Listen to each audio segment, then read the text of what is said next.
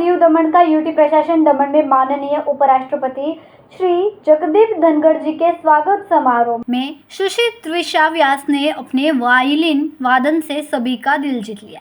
श्री जगदीप धनखड़ जी ने तबला वादन की कला को वायलिन वादन के साथ जोड़कर नारीत्व का सम्मान किया।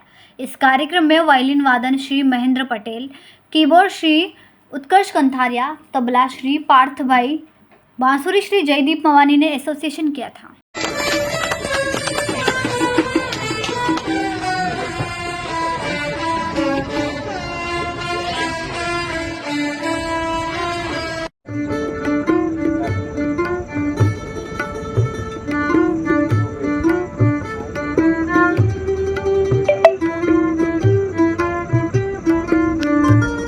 संवाददाता कैलाश कुमावत, BHP न्यूज़, दादरा नगर हवेली।